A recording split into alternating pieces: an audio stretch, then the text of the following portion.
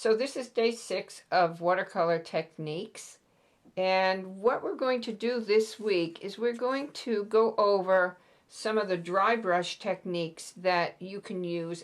You should have received my email with the latest assignment sheet, and you'll see on the first page that there are 4 techniques: modeling, using the brush in a pointed fashion, sweeping, and drawing. Most of these kind of fall into the same type of method, but we'll show you all of them. What you need in order to do a dry brush process is you need to have a nice porcelain plate. It can be small like this, or it can be a little larger. And you need to create what are called skins. And skins are dried paint on a plate. So what we do is we take our paint, and since I'm going to use our cherry tomatoes that we did last week, I've got some of this here actually. I'm going to spread it out on the plate, and then I also want to look at that cherry tomato and see what other colors I need. And it looks like I probably need some permanent rose, so I'm going to put some of that down, and I'm going to let that kind of mix into, on the surface, mix into the Scarlet Lake. And I'm probably also going to take some Winsor Violet. It either blends into the permanent rose, or it blends into the Scarlet Lake. So now the skins on our plate are dry. We can either use our number 4 brush, or we can use our miniature brush in order to create the dry brush techniques that we need. But it's very important that you test your colors before you start to paint. And actually test to see just how that paint is going onto the page. This looks like it's a little wet, so what I would do here, because this brush has quite a bit of belly on it, I would take and pull out some of the moisture in the belly of the brush, so the pigment is in the tip of the brush almost exclusively. And so you can see it's applying a little bit more dry at this point. And that's what you're looking for. You want this brush to start acting like a pencil in many ways. What we'll do is you just, using the side of the brush, you can apply very light applications of paint. And you can actually build this up this way and get it to be darker in certain areas and lighter in certain areas. And by just cross-hatching it a little bit, you can really create quite a bit of modeling to whatever surface or to whatever subject you're going to use. And now we're going to work just with the tip of the brush. So you need to make sure that this tip is well shaped. And then you can cross-hatch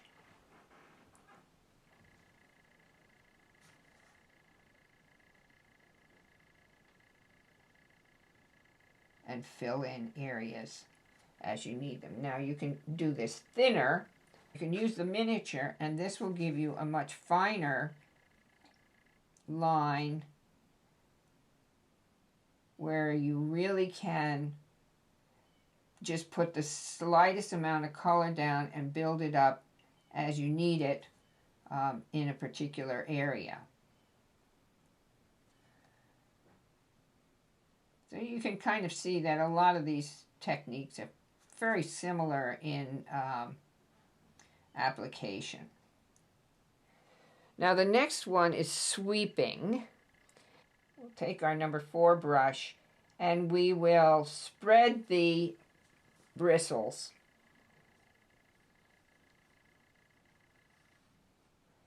and you can sweep when you need texture, this will give you texture without having to make every single stroke. Now there are other brushes on the market. These are called combs. And it's probably wise of you to buy a comb, because to spread your pointed brush like this is not the greatest thing in the world to do to the brush. But if you have a comb, Simply Simmons makes one that's 1/4 of an inch. I consider this a little wide, but it works. But you can see it's a very wide sweep, and you really can't control it too well. This particular comb is a filbert comb. You can see that the hairs on this are slightly curved, so you might get more control out of this.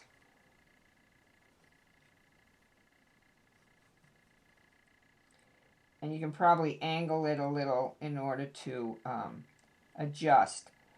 Or take one of your older pointed brushes, round brushes, and use that one if you want to use this sweeping technique. This last one is a drawing technique. Again, you want to take the moisture out of the belly of the brush, and you can actually draw with the brush, creating various changes in value and going over it again until you get the value that you want to achieve.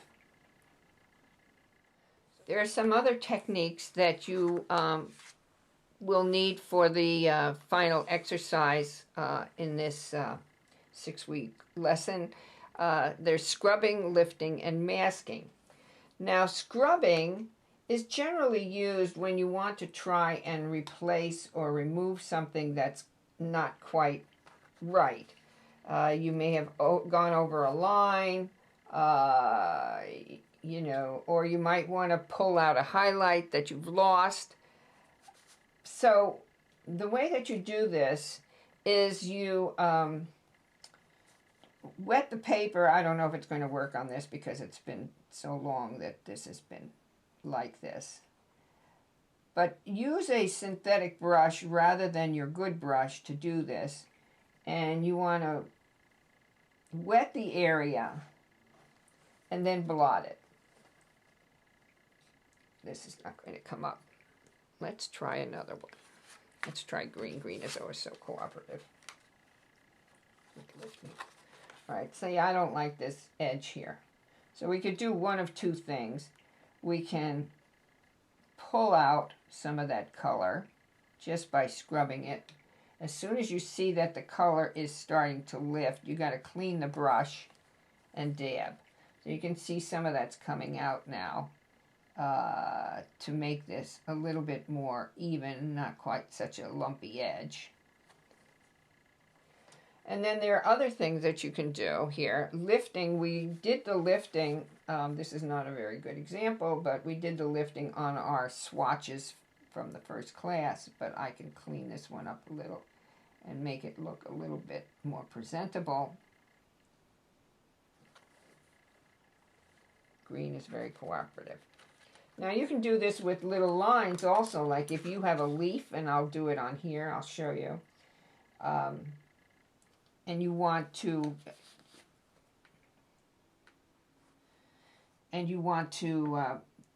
get a nice vein on the leaf, just take your miniature brush. Just take your miniature brush and draw a line with just water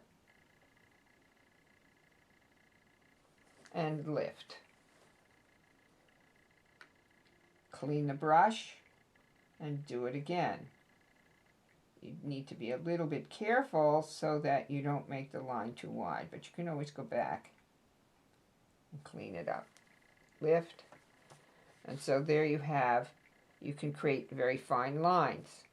Here we've got some issues with the green. You can see we've gotten a little bit of cauliflowering where we got a bad edge, right? All the paint has gone to the edge, so you get this dark edge around shape.